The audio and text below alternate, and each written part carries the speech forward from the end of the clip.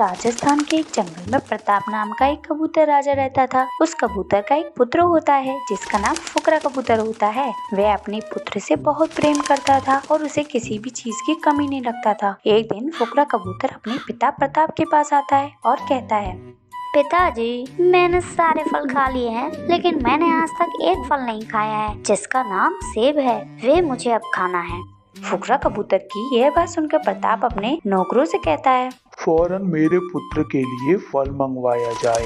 अब सारे सिपाही नौकर वे फल लेने के लिए चले जाते हैं, लेकिन वह पूरे जंगल में कहीं नहीं मिला। मालिक, हमने पूरा जंगल छान मारा, लेकिन सेब हमें कहीं नहीं मिला क्योंकि उसकी खेती किसी ने नहीं की है। क्या ये तुम क्या कह रहे हो? मेरे पुत्र ने मुझसे फल खाने के लिए कहा है। आज तक हमने उसे किसी भी चीज से निराश नहीं किया है। कहीं से भी वे फल मुझे ला कर दो। अब फुकरा कबूतर प्रताप से कहता है, पिताजी, क्या हुआ? सेब मिला?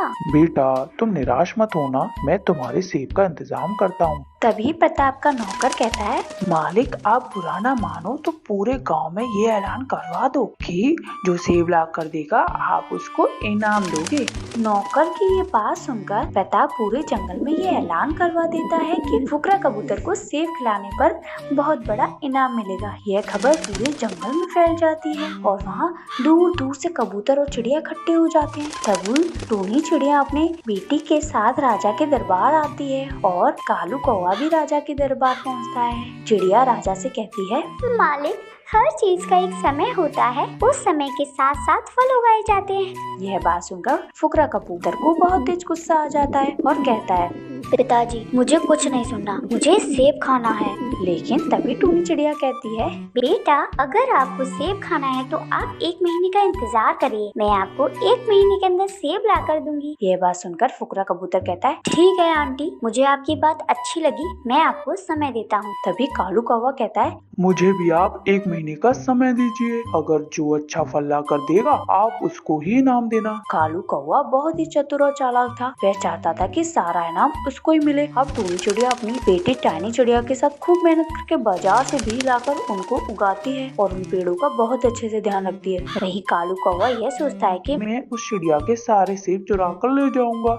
1 महीना निकल जाता है। टाइनी और टूनी चिड़िया की मेहनत से पेड़ में बहुत अच्छे और मीठे सेब आते हैं। माँ, देखो ना कितने सुंदर फल आए हैं। अब तो राजा के बेटा बहुत खुश हो जाएंगे। हाँ बेटी, चलो कल हम इनको तोड़कर राजा के पास ले चलेंगे।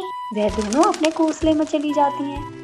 उधर कालू कौवा सारे सेब तोड़कर अपने साथ ले जाता है। तभी वह एक जाल में फंस जाता है। अरे बचाओ बचाओ, मुझे कोई बचाओ। कालू कौवा एक जाल में फंस जाता है क्योंकि टूनी चिड़िया अपने खेतों पर एक जाल बिछा देती है। क्योंकि उसको पता था कि कालू कौवा बहुत ही चतुर और चालाक है, इसलिए उसने अपनी होशियारी से वहाँ एक जाल लगा दिया। जैसे ही सुबह टूनी चिड़िया वहाँ आती है और देखती है कालू कौवा उस जाल में फंसा होता है। मुझे पता था कि तुम ऐसा जरूर करोगी, इसलिए मैंने ये जाल लगाया।